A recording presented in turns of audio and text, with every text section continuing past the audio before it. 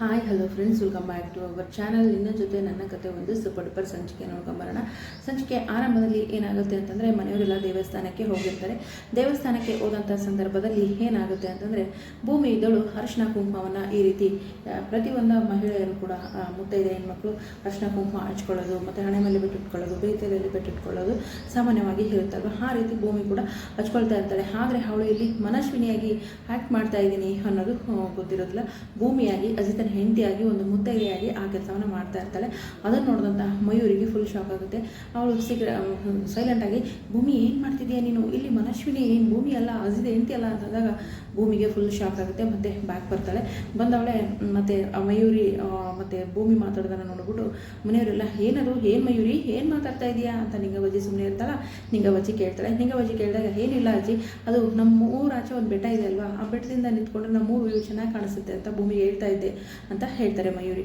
ಓ ಹೌದಾ, ಸರಿ, ಅಲ್ಲಿ ಹೋಗಿ ಬರ್ತೀವಿ ಅಜ್ಜಿ ಅಂತ ಹೇಳ್ತಾಳೆ. ಸರಿ ಆಯಿತು, ಕುಳಿ ನೀನು ಹೋಗೆ ಅಂತ ಹೇಳ್ತಾರೆ ಅಂಜುಗೆ. ಅಂಜು ಇದ್ದಳು, ಅಯ್ಯೋ ನಾನಾ, ಇಲ್ಲಪ್ಪ ನಾನು ಹೋಗೋದಿಲ್ಲ, ಯಾಕಂದರೆ ನನ್ನ ಬ್ಯೂಟಿ ಎಲ್ಲ ಹಾಳಾಗುತ್ತೆ, ಈ ಬಿಸಿಲಲ್ಲಿ ನಾನು ಬೆಟ್ಟ ಹತ್ತೋದ ಆಗೋದಿಲ್ಲ ಅಂತ ಹೇಳ್ತಾಳೆ. ಸರಿ ಅಂತ ಹೇಳ್ಬಿಟ್ಟು ಮಯೂರಿ ಮತ್ತು ಭೂಮಿ ಅಲ್ಲಿಂದ ಹೊರಡ್ತಾರೆ. ಅಲ್ಲ ಭೂಮಿ, ಏನು ಮಾಡ್ತಿದ್ದೀಯ ನೀನು? ಅಜ್ಜಿಗೆ ಏನಾದರೂ ಗೊತ್ತಾದರೆ, ಅಜ್ಜಿ ಏನಾದರೂ ನೋಡಿದರೆ ಏನಾಗ್ತಿತ್ತು ಗೊತ್ತಾ ಪರಿಸ್ಥಿತಿ ಅಂದಾಗ, ಸಾರಿ ಮಯೂರಿ, ನನಗೆ ಗೊತ್ತಾಗಲಿಲ್ಲ, ಇವತ್ತು ನನ್ನ ನೀನು ಕಾಪಾಡ್ಬಿಟ್ಟೆ, ಥ್ಯಾಂಕ್ ಯು ಸೋ ಮಚ್ ಅಂತ ಹೇಳ್ತಾಳೆ. ಸರಿ ಬಾ ಹೋಗೋಣ ಅಂದಾಗ, ಎಲ್ಲಿಗೆ ಅಂತ ಕೇಳ್ತಾಳೆ ಭೂಮಿ. ಬೆಟ್ಟ ಹತ್ತಕ್ಕೆ ಅಂದಾಗ, ಅಯ್ಯೋ ಈ ಬಿಸಿಲಿಲ್ಲ, ಆಗಲ್ಲ ಮಯೂರಿ, ಬೇಡ ಅಂತ ಹೇಳ್ತಾಳೆ. ಹೇಗೂ ಈಗ ಮನೆಯವ್ರಿಗೆ ಹೇಳಿ ಬಂದಿದ್ದೀವಲ್ವ, ಎಲ್ಲಿಗಾದರೂ ಹೋಗಲೇಬೇಕಲ್ಲ. ಸರಿ ಹಾಗಾದರೆ ಇಲ್ಲಿ ನಮ್ಮ ಊರ ಹತ್ರದಲ್ಲಿ ಒಂದು ನಾಗ ದೇವಸ್ಥಾನ ಇದೆ, ನಾಗ ದೇವಸ್ಥಾನಕ್ಕೆ ಹೋಗ್ಬರೋಣ. ತುಂಬ ಪವರ್ಫುಲ್ಗಳು, ನೀನು ಏನು ಬೇಕಾರೋ ಕೇಳ್ಕೊ, ಏನು ಬೇಕಾರೋ ಬೇಡ್ಕೊ, ನೆರವೇರುತ್ತೆ. ಒಂದು ಪುಟ್ಟು ಅಚಿತ ಅಥವಾ ಪುಟ್ಟು ಭೂಮಿ ಬರಲಿ ಅಂತಲೂ ಕೇಳ್ಕೊ, ನಿನ್ನ ಮಾಂಗಲ್ಯ ಗಟ್ಟಿಯಾಗಿರಲಿ ಅಂತ ಕೇಳ್ಕೊ ಅಂತ ಹೇಳ್ತಾರೆ ಮಯೂರಿ. ಸರಿ ಅಂತ ಅಲ್ಲಿಗೆ ಹೋಗ್ತಾರೆ. ಹೋಗಿ ನಾಗದೇವರಿಗೆ ಪೂಜೆ ಮಾಡ್ತಾ ಇರ್ತಾರೆ. ಪೂಜೆ ಮಾಡ್ತಿರ್ತಕ್ಕಂಥ ಸಂದರ್ಭದಲ್ಲಿ ಭೂಮಿಯ ಮಾಂಗಲ್ಯ ಸಹ ಏನಾಗುತ್ತೆ, ಕಟ್ಟಾಗುತ್ತೆ. ಕಟ್ಟಾಗಿ ಬಿದ್ದ ತಕ್ಷಣ ಭೂಮಿಗೆ ಫುಲ್ ಶಾಕ್, ಅಳಕ್ಕೆ ಸ್ಟಾರ್ಟ್ ಮಾಡಿಬಿಡ್ತಾಳೆ.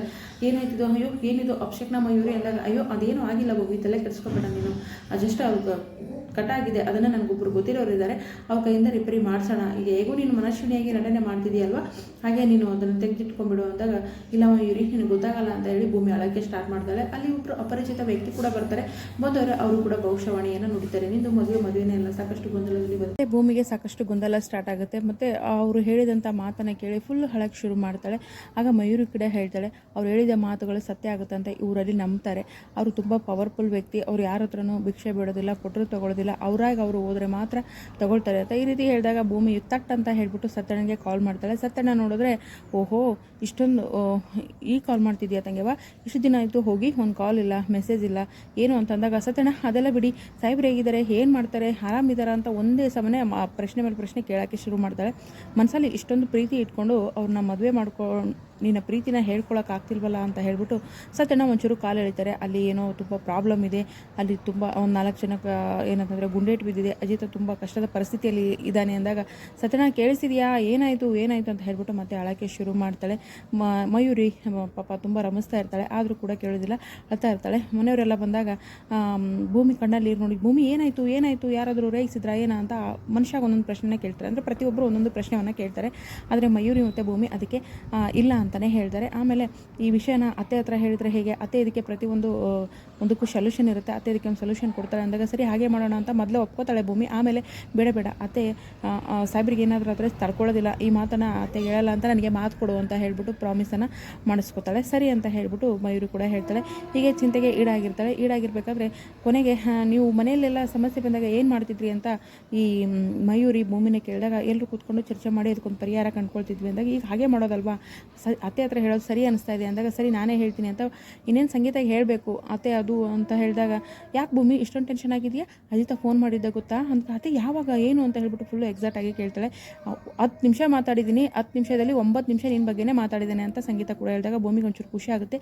ಇನ್ನೇನು ತಾಳಿ ಕಟ್ಟಾಗಿರೋ ವಿಷಯ ಹೇಳಬೇಕು ಅನ್ನೋಷ್ಟಾಗಲಿ ದೇವಯಾನಿ ಎಂಟ್ರಿ ಆಗುತ್ತೆ. ದೇವಯಾನಿ ಅದು ಇನ್ನೇನು ಕಿತಾಪತಿ ಮಾಡ್ತಾಳೆ ಏನೋ, ನಿಂಗವಜ್ಜಿ ಕೂಡ ದೇವಯಾನ ಮಾತಾಡಿಸ್ತಾರೆ. ಮತ್ತು ನಿಂಗವಜ್ಜಿನ ಮಾತಾಡಿಸಿ ಅಂಜುಗೆ ಅದೇನು ಸಂಸ್ಕಾರ ಕಲಿಸಿದೆಯಾ ನೀನು ಅಂತ ಬೈತಾರೆ. ಸಂಚಿಕೆ ಇಲ್ಲಿಗೆ ಮುಕ್ತಾಯ ಆಗಿದೆ. ಮುಂದಿನ ಸಂಚಿಕೆಯಲ್ಲಿ ಏನಾಗುತ್ತೆ ಅಂತ ಕಾದು ನೋಡೋಣ. ವಿಡಿಯೋಗೆ ಒಂದು ಲೈಕ್ ಮಾಡಿ, ಚಾನಲ್ ಸಬ್ಸ್ಕ್ರೈಬ್ ಮಾಡಿಕೊಂಡು ದಯವಿಟ್ಟು ಸಪೋರ್ಟ್ ಮಾಡಿ. ಇಲ್ಲಿ ತುಂಬ ಡಿಸ್ಟರ್ಬೆನ್ಸ್ ಇದೆ, ದಯವಿಟ್ಟು ಕ್ಷಮೆ ಇರಲಿ. Thank you so much.